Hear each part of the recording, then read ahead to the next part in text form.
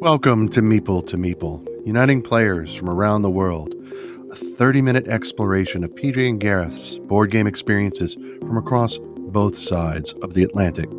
Each week, they will share with you their thoughts and opinions on everything from their favorite board games, themes, hot topics, and much, much more. Thank you for listening in. Hey, gang, welcome back to Meeple. I'm PJ. I'm Gareth. And we are episode 23 in the new year, 2023. Take a look back, a recap of the year 2022. Boom. Gareth. It's only been a month nearly. I'm sorry, everyone, for my sickness. I got brought down by some evil lurgy and have had a terrible cough and flu. PJ's missed me. I'm sure you all have as well. But we're back in 2023 to reflect on last year's gaming moments and gaming highlights. Yeah, this is a great day. I mean, my boy Gareth is back. This is awesome. Yay! I love this. This is great. So seriously, the guilt. I was like, there, think maybe I could record, but I was proper ill. I want to thank our listeners for their patience with me and all my Christmas shenanigans while Gareth was sick. I just had to keep y'all engaged. I did say to go solo. The solo show. You've gone rogue. You just go do your own thing. But yeah. But anyway, we're here. So I don't know how we're going to do this. We just thought we'd talk about some of the bits from last year. So do you want to start? How about some stats? I love stats. Let's go with some. So I know that you do, and I've had lots of time, thanks to your absence, to put my statistics you're well prepared. Together. I'm not well prepared. But I knew you love numbers and stats. I want to start with the big one. We've been talking about it all year, right? It's been a common theme. So my wife and I's commitment was to play 100% of our games in the year 2022. I'm sorry to say we failed. Oh, boo. How close was it? 99.1%. How many games is that? 2 or 1? 2. 2 games. We did get Stuffed Fables painted in time, but we didn't get it to the table.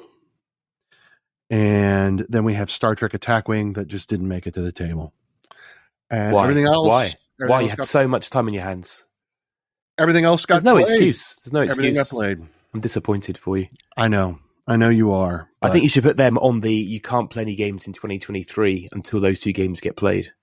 You know, it's interesting that you say that because today we've got a day. Once we're done recording here, we'll be free to play games. And I was thinking about suggesting to my wife, we should play at least Stuffed Fables. Yeah. Stuffed Fables. Yeah. And maybe we will, who knows, but, 2 games. And that's out of 194, which is our total collection. As it stands right now, we have 194 games in our collection. Does that include expansions or is that? No, expansions are included. So like when I think of, Imperial Assault, I'm including everything. When I think of Ticket to Ride, I'm including everything. Yeah. Cause it's really one game. I don't think of expansions as they're a separate product, of course, but it's still just part of the game because you can't play the expansion without the core. So that's kind of how I approach it. Do you know what my percentage was? I would love to hear your percentage. 25. 25. I know. That's really good for you, Gareth. Well, I don't know. Is it? This was a poor year. So 22 was a poor year compared to the previous 2 where we were smashing the numbers. This year we did not play as many plays as 21, which was higher than 2020 with COVID. Interesting. But December was, I think maybe because we were ill. December is usually a really big month for us because we see friends and family, and we just didn't see anybody over Christmas really. So that didn't help the stats, but it wouldn't have got me from maybe 25 to maybe 28. But then the games collection is 712 at this point. Yeah. So it's slightly, I don't know what that is as a percentage, but so here's a question. At what point does a collection stop being a collection? Like when you have so many games in your collection, right? At what point it becomes a chore? Or I wasn't going to say that, but I guess that's a word. I don't know.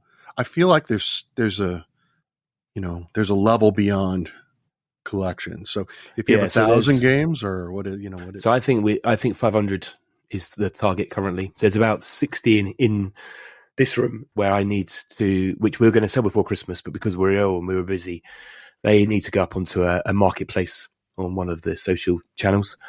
And then we were sitting over Christmas looking and going, we could easily get rid of another 100. Mm-hmm.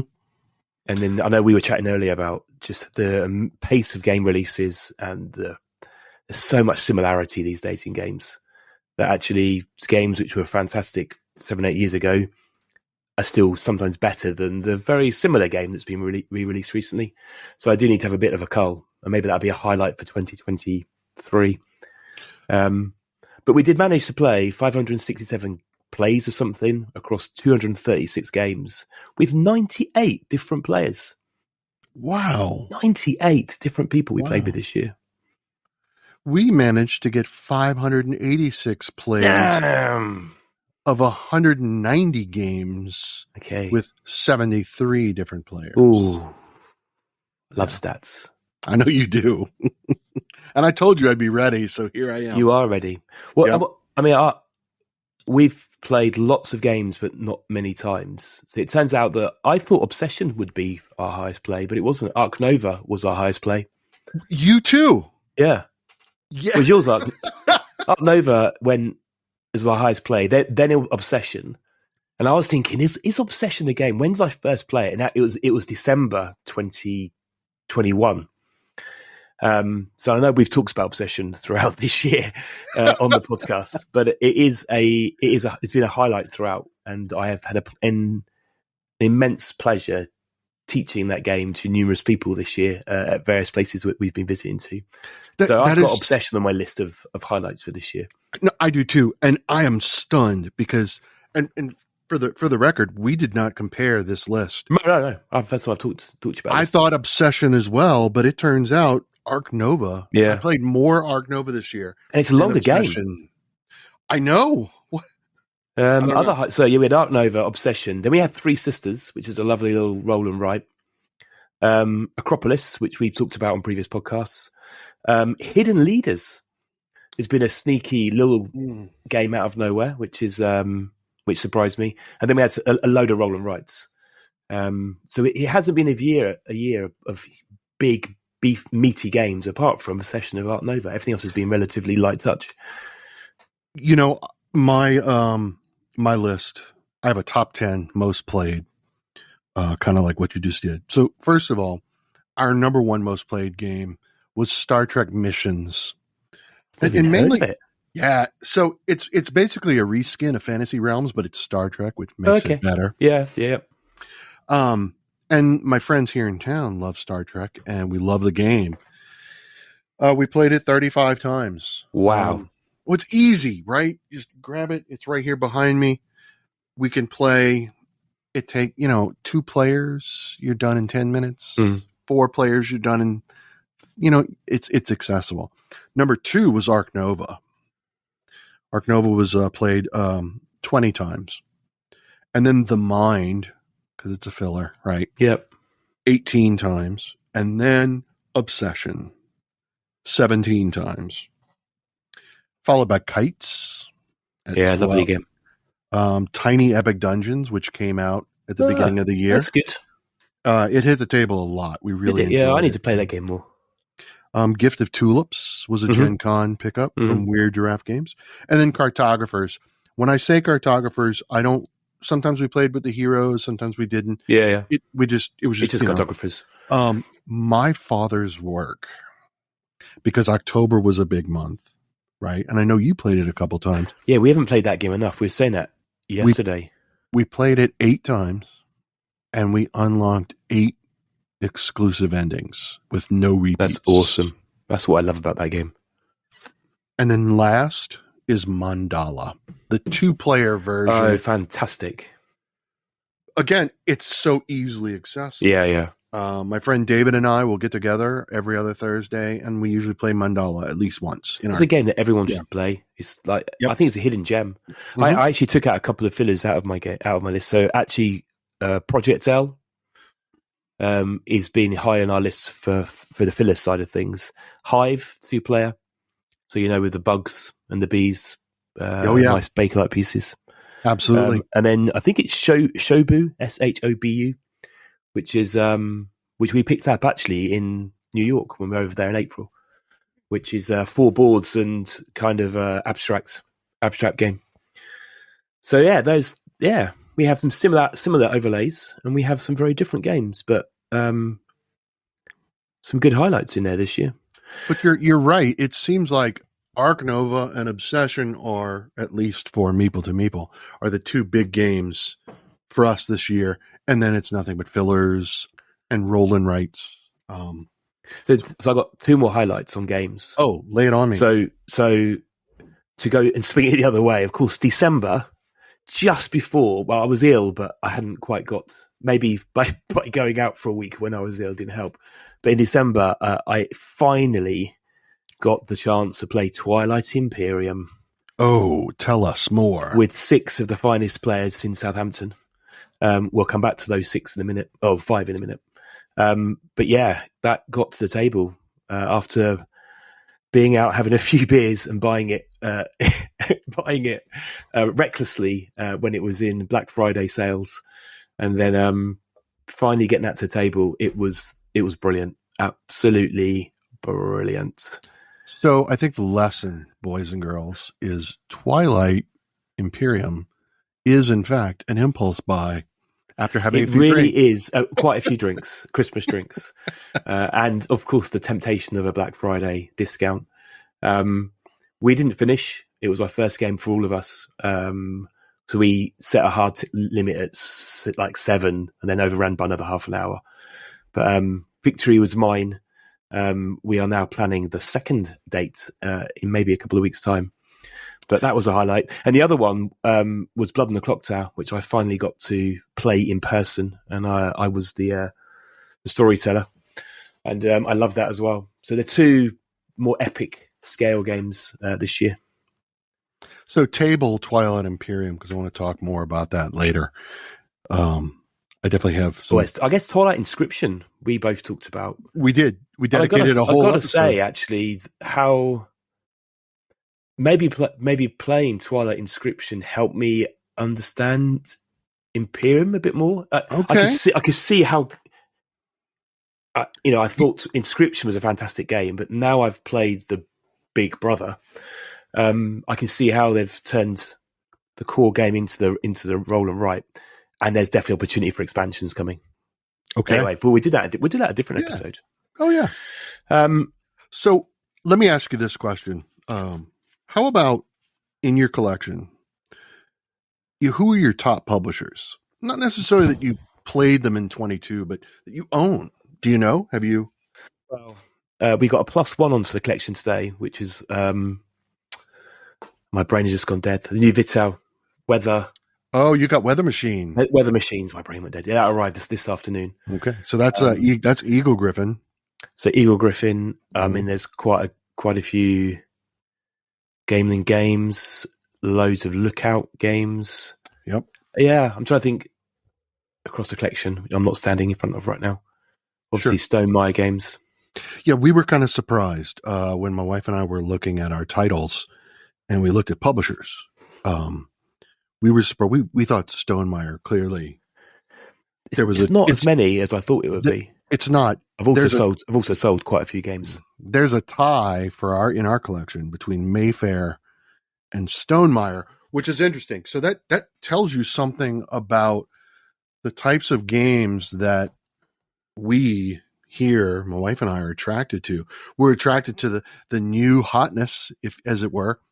Stonemaier games, they're new and they're hot and they're beautiful and they play well and they're accessible. But then Mayfair is very old school, right? So I've just got my stats. Yeah, okay. So Lookout, same as you. So Lookout is my number 1. Okay. Then Gameling, Fantasy Flight, Tasty Minstrel Games. Really? Who have gone bust. But it would seem I've got 12 games of theirs. Wow. Eagle Griffin's 10. Stonemayer's right down. I've got 9 by them. Garfield's the same. But yeah, Lookout. It's Rosenberg, isn't it? Those kind of games. That's interesting. Yeah. behind Mayfair and Stonemaier is Z-Man Games. Yeah. And then followed by Eagle Griffin. Those are kind of our top 3, call it 4. Yeah. Yeah. That's a future episode. We should pick Lookout Games and pick our top 3 each. I think we could really just break out episodes into into publishers. Yeah, there's a whole opportunity. And maybe if you're listening, any of these publishers are listening or fans of these publishers, encourage them to drop us a line at Meeple or to just Meeple. tell us who your favorite publisher is, and we'll start there. We'll start there. That's it. Maybe that's a challenge we drop to our listeners, is their favorite publishers. We then try to get their publishers onto the show, just like we did with Richard at Folded Space back in November, which was a great experience. That was a good experience. We'll talk about that too. Yeah, we'll come back to that one. I wrote down quite a lot of experiences. So the one I want to talk about first is game experiences. I have a top 5 actual game experience. I know when you have experiences, but like specific game moments. So I had Christmas Nemesis, which I told everyone about. That was a really great experience. Yeah, I mean, we've had 2 or 3 games Nemesis this year that have had that epicness that we've talked about before. I think one of ours would be the first play of Wonderland's War, which I instantly fell in love with. As just like that was, I just loved the interaction and the way it flowed. What have you got 5? I haven't even thought about 5. I do. I have 6 because number 5 has a tie. Of course, right? So number 1 is Nemesis. Y'all heard both of us talk about Nemesis. So there's number 2 is The Adventures of Robin Hood.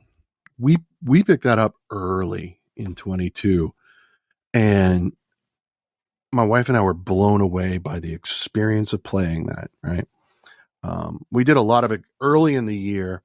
Early in 20, we explored a lot of those open narratives or those narrative-driven games, and that was one of them. We loved the way the way movement was conducted, the way the story unfolded was just really impressive. So really enjoyed that. Number 3, I'm going to tell you a sad story now.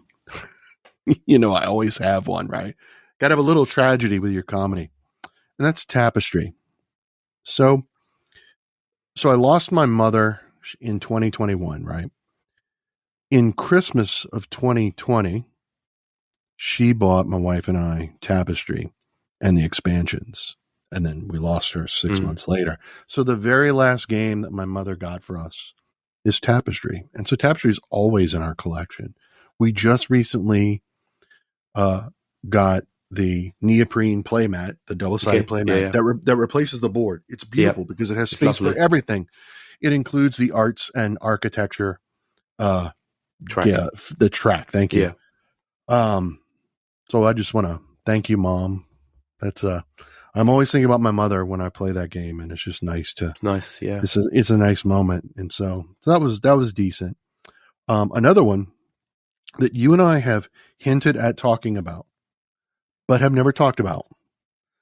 I feel like it's one of our top 5 games, and that is Rococo. That is on my list of games new to me this year that were fantastic. Fantastic. Old game, got a lot of love. And that's totally in our playlist as well. It's totally redone, right? You're right. It is an old game that they just revamped, and it's beautiful, and the gameplay is smooth, and I love it, and I want to play it more. Yeah. It's a game that if I ever suggest, Carrie will always say, yes, let's get out on the table. Oh. And it works really well at 2 players as well. Okay. It does play well at 2. It really, you're absolutely right. We've only played it. We've played it at 2 every time but once. And thank you for that, because Rococo is just amazing. And then finally, my number 5 spot, taken up by 2 games, which we just talked about, and that's Obsession and Arc Nova. So why did I put them together? I put them together because in preparation for our solo game episode, I played both of these games solo a lot. So much so that I posted reels about my experiences on my Instagram, because it was just like, for one thing is, every time I play Ark Nova, I manage to always score a positive 1 point. I can't seem to, I don't know. What, 1 point overall? 1 point every time. Every time I play Ark Nova, 1 point.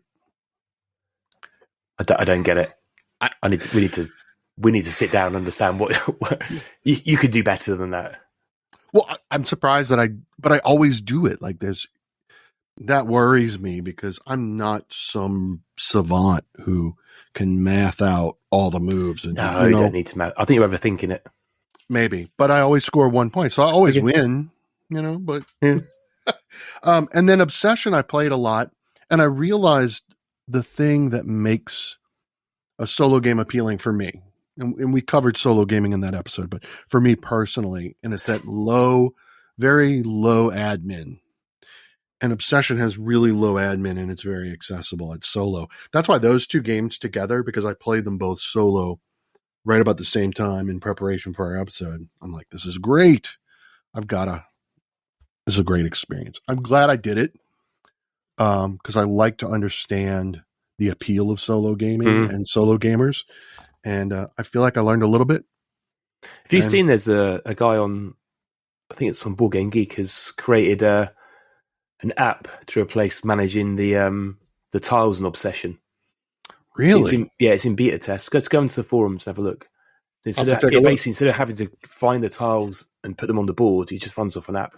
So the app does the drawing for you, so you're not always shuffling. You just put them out as it finds them. So it stops the cards being damaged. I've tried it. I've tried the app. I've not tried it in the game. I'm not sure. I quite like drawing it out of the bag and put it on the table. But I can see why some people don't, things get damaged. Sure. It speeds it up. I mean, I get that. No, I totally. So it removes a bit more of the admin, if you like. So yeah, how about you? Yeah. So the one I remember a highlight was there was an Instagram list of games that have you played that was going around the story feeds. Oh yeah. And I'd ticked off everyone bar one, and then I'd put a call out: I need to play Blood Rage. And then I am sure it was Steve Godfrey 77 who said, "Hey, I've got this game," and we happened to be going to a convention together. So in the summer, I sat down and played that game, which has been on my list for ages, and I never owned it. Maybe because our gaming group wasn't the right mix. And you fell in love with it, didn't you? It was fully painted as well, which Steve had done, and which thank you, Steve, drew me into my painting bit, which cover that in a bit. But yeah, that was a highlight, because you just getting back to, I guess, Instagram community. People, look out for each other. They're there, and I got to play a game. I can't remember who won, whether I won or lost, but I thoroughly enjoyed it. It was really good, really, really nice game. So that was on there. I say Blood on the Clock Tower and probably Twilight Imperium were highlights of just getting through games, which I can play plenty of games at home, but those games require more people and, a group of gamers who want to hang out together. It's true. It's very true. Blood Rage is good. I've only played it once and was completely blown away. I was like, this is amazing. And I don't know why we never played it again. I guess it's because there's so many games.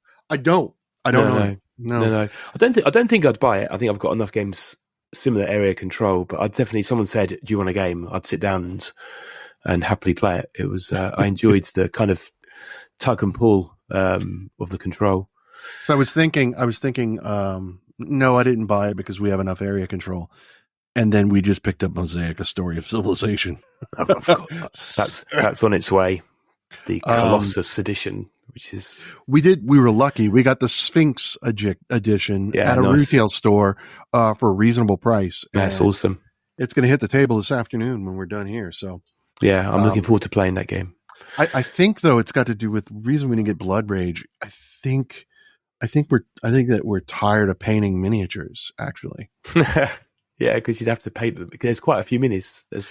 We've got Frosthaven inbound, and I am one of the ones who has not received my copy yet, but I'm not bitter about it. It'll be there soon enough. When it gets here, we can't play it because we will open every miniature and paint all of them. Because, the miniatures don't spoil anything, but what we really enjoyed by doing that in Gloomhaven is, so you came over and you play Gloomhaven and you've never played it before, and you retire a character and unlock a new one, the miniature is already painted. Yeah, I get it. Yeah. I wouldn't paint, no. I'll just get on with it and paint them afterwards. Well, that's not how my wife rolls. No, yeah. and I guess linked to that, one of my highlights this last year was the fact that I finally got to paint some stuff, which I think, looking back through my photo feed, was about September, where I'd painted Wonderland's War, and then got the bug and painted all of Nemesis. And then we've had a gap. As you should. And I now need to paint. What was I looking at the other day thinking about painting? Whether I do Rebellion, Star Wars Rebellion. It's a lot of minis. But I don't think you do it. You've got games with larger miniatures that you could paint. I know, but I do like Star Wars Rebellion. I know. I think you'd have to batch it and sit there. But yeah, so painting was great, and thank you for you and Katie for the tips. Oh yeah, absolutely. We love to share. Love to share that for sure. And I think that's one we'll have to talk about, just the painting techniques and really do a deep dive into the culture of painting. Yeah, I'll be listening. You can be the teacher. Well, I've got a couple of people I'd like to have as a guest to come on, so they can come on and talk to us about it. Yeah, far better than us. Oh yeah. So I got my last section really is on, I guess, just the community. So I got a chance to hang out with some awesome people this year. Yes. Obviously there's the Instagram guys that obviously we met up at the UK Games Expo. There's been at least 2 events that we've gone to. So there was a Christmas event that Jenny from Board Game Family UK organised, where we got to play games. Nick, Board Game Review UK, and Shelley did something in the summer around birthdays. Again, it's just a chance to meet up with groups of people we've met over the last 2 or 3 years on Instagram, or their friends and family who now tag along as well. And every time we go, there's new people there. So that was awesome. Obviously, I got a chance to hang out with Carly back in April when she visited London as part of her Blood on the Clock Tower tour. So we played games with her, with Nick and Shelley from Board Game Review UK. Obviously, Carrie from my side and Kira. And then I think the real bit this year is the fact that the Southampton group, as I call it, so my local Instagram group, we have now got a weekly group of players who want to play mid-sized games that apart from the last couple of weeks when I've been ill, we've got together. That's my Twilight Imperium group. And just so privileged to have people that close by who want to play heavy games. And we become really good friends over this year. So that's probably one of the biggest highlights, is just getting to play games with people, really cool people. And they are a great group. We had an opportunity to join you virtually. You did? Both my wife and I, we played a couple of Welcome to. Yeah, so it was inclusive, global gaming. Yep. Exactly. No, it was great. So it was really interesting because after you play Twilight Imperium, and to be fair, the only reason I avoided is the time investment. I found it flew by. But yeah, if you've got limited time, it flew. Yep. So Dizzy, Board Game Fanatic, she said the same thing. She's like, it went by so quick, and I'm just sorry we didn't get to finish it. And I was like, wow, okay, well maybe I should give it a rethink. Maybe, but we don't talk about Diz. Why? Because Diz destroyed my PDS, my Planetary Defense System, and I'm never, ever going to forget Diz, if you're listening to this. Well, she will be listening. And, nor will the PDS. It will get its revenge one year. You probably had it coming. No, I was sitting happily doing nothing, and somebody decided to take out my PDS. Mm-hmm. But there's stories like that grow. Yeah. What about you? What any highlights from more of in community or meeting up? You met a lot of people at Gen Con. I did to meet up with quite a few people, and really enjoyed that. Got to meet up with Board Gamer Girl Natalie from Canada. Played Obsession with her. I think because she's also a solo gamer. Now, I know that through, I think, Board Game Arena, from her posts, she's really broken out. And that's great. We've got one of probably our best friends, have not met her, right? But probably our biggest supporter. Yeah, that's Gosia. Absolutely. Wingspan Girl in Poland. Or as she should be called, Obsession Girl. She's just changed the name. I agree. She should. Yeah. I know she loves Wingspan. But to be fair, I think she loves Obsession too. I would like to take the opportunity to give a shout out to her son, Anthony. He turned 11 back in November, and he's a real big fan of our cat, Shrimp, who has actually joined us in the podcast from time to time. Yeah. So Shrimp sent him a birthday card, and that's amazing. I know he was tickled by that, and I know he's also really sad right now because one of his friends is moving away. And Anthony, if you're listening, we love you, and just keep listening, keep your head up. Things are going to get better. Yeah, 2023, it'll be good. And this is what the podcast is all about, right? It's all about a global community and reaching out and just, yeah. That's my final highlight, which is that we got a podcast going live from about June. Yeah. Episode 23. Episode 23. We've missed a couple several weeks, but yeah, but people missed us. They got on with their lives. We weren't that missed, but we're back and we're here. And maybe we should do an episode about looking forward. I agree. At some point. We should definitely do that. Highlights for 2023. Look forward to. So, anything else to add, or are we going to wrap the show up? That's it. That's all I've got on my end. It is a wrap. That is our reflection on 2022. I hope you've enjoyed it. If you've got any questions or any thoughts, please do let us know in the comments or just drop us a message. Favorite games, favorite publishers, ideas for the future. Yeah, or if you want to be on the show, you can even come and watch these days. We do this on video. We don't record the video yet. That's something we should do for 2023. But thank you for listening, and we'll see you soon. All right, guys. Thanks again. Bye. Thanks, everyone, for listening. Please subscribe, and we love to hear your thoughts and ideas, so please leave those in the comments. And you can also chat with us both via Instagram at Meeple to Meeple. Thanks.